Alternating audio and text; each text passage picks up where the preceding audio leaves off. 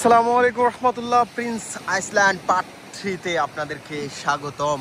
সমুদ্রের তীরের সেই সাগরের পানির উত্তাল ঢেউ আমাকে বেশ মুগ্ধ করছে। আমার মনে হচ্ছে যেন এখানে আমি থেকে যাই। অসংখ্য ট্যুরিস্ট, এখন তো প্রচণ্ড রোদ, তারপরে ট্যুরিস্টরা এই রোদকে উপেক্ষা করে সমুদ্রের হাতছানিকে মুগ্ধতা ছড়িয়ে দেওয়ার জন্য তারা আবারও এখানে বসে আছে। এই যে দুজন আমাদের ধর্মপ্রাণ মানুষ। Hello brother. Hello. You good? You Cambodia? You Buddhist? Okay, good.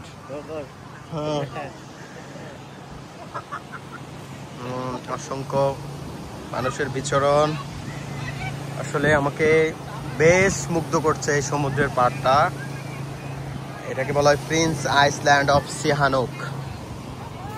দেখুন অসংখ্য ট্যুরিস্ট,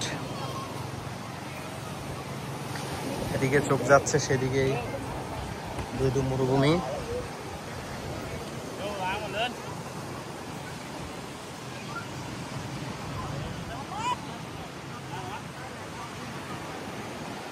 আপনারা দেখুন, সমুদ্র সম্পর্কে জানুন। বিশ্বকে জানতে হলে ঘর থেকে বেরিয়ে আসুন।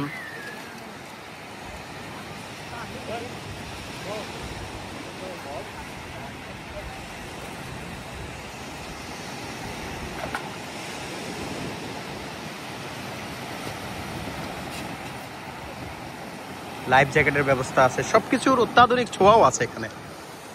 এখানে এসে যে আপনি পানিতে পড়ে মারা যাবেন সেই ব্যবস্থাও নাই এখানে। সবকিছু আসলে আমার একটা জিনিস সবচেয়ে বেশি ভালো লাগে, কম্বোডিয়া কিন্তু অর্থনীতিতে বাংলাদেশের জিডিপিতে অনেক পিছিয়ে, কিন্তু এখানের আপনার সবকিছু আধুনিকতার ছোঁয়া।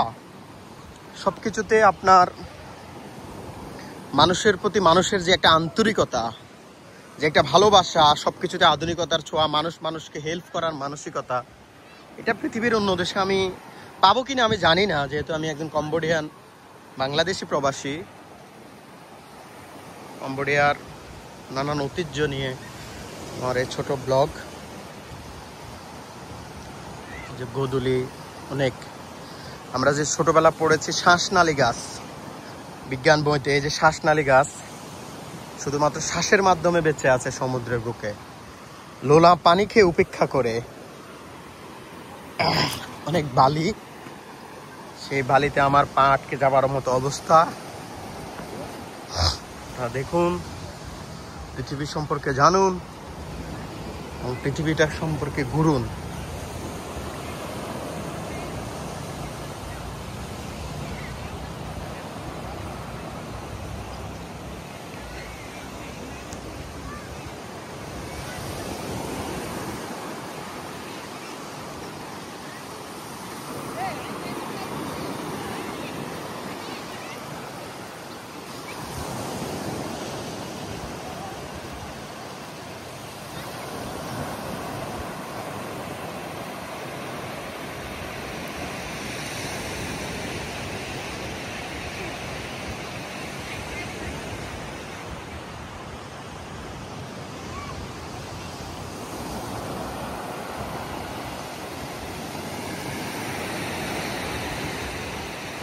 সবাইকে আবারও ধন্যবাদ।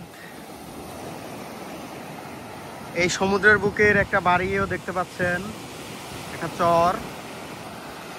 সবাই ভালো থাকবেন। আর আমি যত দিনে যাব নিত্য নতুন বিভিন্ন জিনিস আপনাদেরকে অন্বেষণ করব। কম্বোডিয়ার বিভিন্ন সামাজিক সংস্কৃতি আমি তুলে ধরবো আপনাদের মাঝে। সবাইকে অনেক ভালোবাসা রইল, ধন্যবাদ।